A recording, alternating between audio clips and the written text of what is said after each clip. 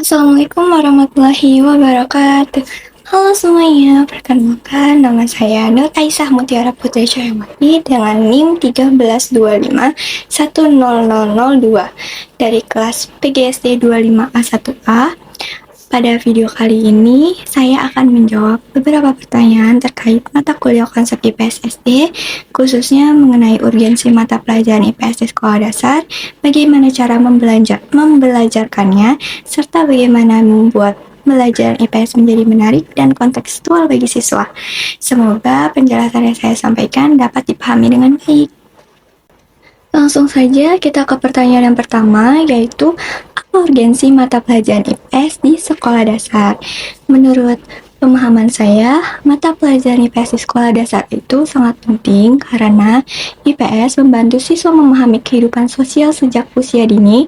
Di jenjang SD, anak-anak mulai belajar mengenal lingkungan sekitar baik di keluarga, sekolah, maupun di masyarakat. Nah, melalui IPS ini, siswa tidak hanya belajar tentang sejarah, geografi, atau ekonomi secara sederhana, tetapi juga belajar bagaimana caranya bersikap dalam kehidupan sosial. Misalnya, seperti belajar bekerja sama dengan teman, menghargai perbedaan, serta memahami aturan yang berlaku di lingkungan. Nah, menurut saya, IPS juga berperan dalam membentuk karakter siswa agar memiliki rasa tanggung jawab dan kepedulian terhadap lingkungan sekitarnya. Contohnya, saat siswa belajar tentang menjaga kebersihan lingkungan, mereka akan memahami pentingnya tidak membuang sampah sembarangan. Jadi, menurut saya, urgensi IPS di sekolah dasar adalah sebagai dasar untuk membentuk siswa agar memiliki pemahaman sosial yang baik dan siap menjadi anggota masyarakat yang bertanggung jawab. Yang kedua, bagaimana seharusnya IPS dibelajarkan kepada siswa sekolah dasar? Menurut saya, IPS seharusnya dibelajarkan dengan cara yang sederhana dan menyenangkan. Karena siswa SD masih membutuhkan pembelajaran yang mudah dipahami dan tidak terlalu berat. Pembelajaran IPS sebaiknya tidak hanya berupa ceramah dari guru, tapi juga menggunakan metode yang melibatkan siswa secara aktif. Misalnya dengan diskusi kelompok, cerita, menggunakan gambar, atau menampilkan video pembelajaran.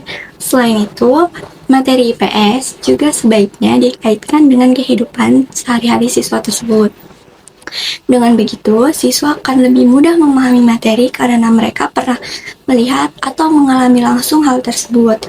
Contohnya, ketika mempelajari tentang lingkungan, guru bisa mengajak siswa mengamati lingkungan sekolah atau rumah mereka secara langsung. Menurut saya, cara seperti ini membuat siswa lebih tertarik dan tidak mudah bosan saat belajar IPS. Yang ketiga, bagaimana cara guru mengajarkan IPS agar tidak membosankan? Menurut saya, agar pembelajaran IPS tidak membosankan, guru harus kreatif dalam memilih metode dan media pembelajaran. Guru bisa menggunakan berbagai media pembelajaran seperti gambar, peta, video, atau alat peraga yang menarik perhatian siswa. Selain itu, guru juga bisa menggunakan metode pembelajaran yang menyenangkan seperti permainan edukatif, kuis, ataupun simulasi. Misalnya, saat mempelajari kegiatan ekonomi, siswa bisa melakukan permainan peran menjadi penjual dan juga pembeli. Menurut saya, pembelajaran IPS juga akan lebih menarik jika siswa tersebut dilibatkan secara langsung dalam kegiatan belajar, misalnya dengan belajar di luar kelas atau melakukan pengamatan langsung terhadap lingkungan sekitar. Dengan cara seperti itu, siswa tidak hanya mendengarkan penjelasan guru, tetapi juga ikut aktif dalam proses pembelajaran. Lalu pertanyaan terakhir, bagaimana pembelajaran IPS yang bersifat kontekstual, lalu berikan juga contohnya. Menurut pemahaman saya, pembelajaran IPS yang bersifat kontekstual adalah pembelajaran yang mengaitkan materi dengan kehidupan nyata siswa tersebut.